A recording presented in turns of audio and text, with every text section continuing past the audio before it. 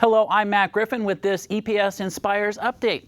Today, a visit with two fifth grade teachers at Pioneer Elementary School. We sat in on one of their lessons to see how Remote Learning 2.0 is going.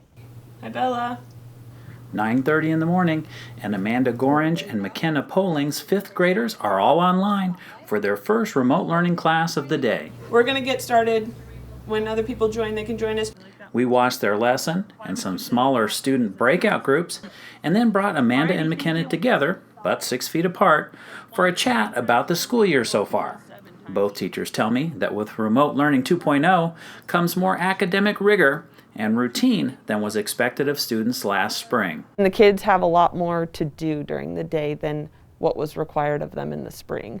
So I feel like their days are a little more full. There's a schedule set for them to follow, and for the most part in my class they've been following it, and I think they like having that schedule set. We watched as students and their teachers work together to tackle occasional issues with technology. Your presenting screen is bigger, so it doesn't show all the people. Yes, thank you, Piper. I didn't realize I was still. There we go, it's better. Woohoo! Thank you.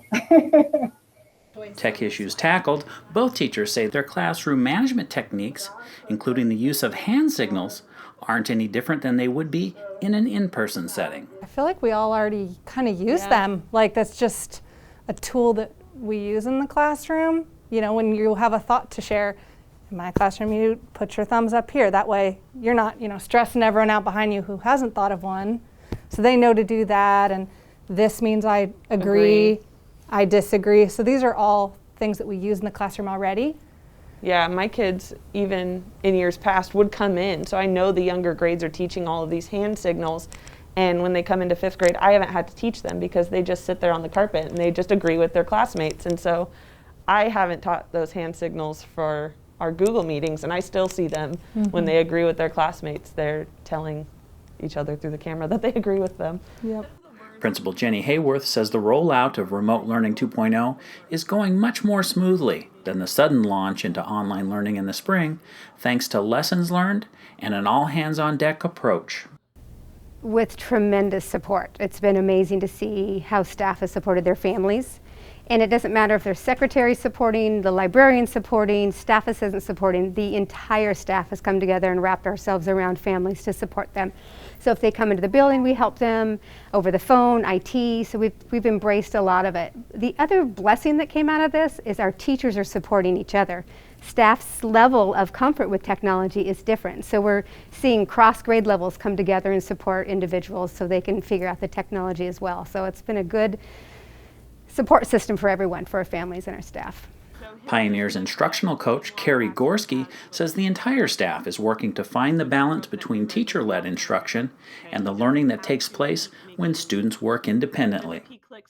I think teachers have to think really intentionally, one, about how to balance what do they need to teach live in our live sessions, because what are students going to need to see modeled most and may have questions about, and how to balance that with what can a student do independent practice, and before they launch into that, what kind of tools or what kind of thinking do I need to provide in my recorded lesson or in my instructions so students can do that independent work.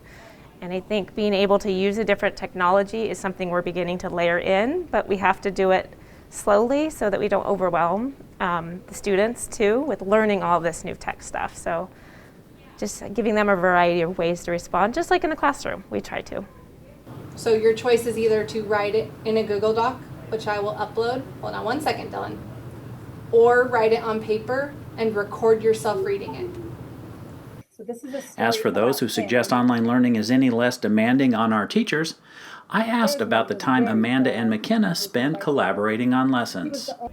I mean, we definitely talk every day. Yeah, every single day. Multiple times a day. And when the kids are doing their independent work time, we're working on either stuff for the rest of this week, or we're working on stuff that we need to put out next week. So even though we're not live with them, we're still constantly working all day long. We're on that screen all day long. Yeah. An average day is not the 9:30 to 2:30 that it is for kids. For us, it's like from the second you wake up, you're looking at emails and what you're doing that day to, I mean, I usually try and turn off my computer by 6. But sometimes that just isn't the reality. And like as teachers, that is our reality, even on a normal year. Yeah. But it definitely feels a little bit more intense this year, just because we do want to provide the best instruction we can with what we have. Yeah. And through it all, Pioneer's principal says she knows the challenges her entire school community is facing and is asking them to face them head on and remain hopeful about an eventual return to in-person learning. I think that started last year in not to lose hope, that we will one day be back together, and that when we are dealing with day-to-day struggles and celebrations, that we hold on to hope that we will be together again. And we wanted to mention that the lesson we sat in on was a reading about the life of Nobel Peace Prize winner Archbishop Desmond Tutu of South Africa. For Evergreen Public Schools, I'm Matt Griffin.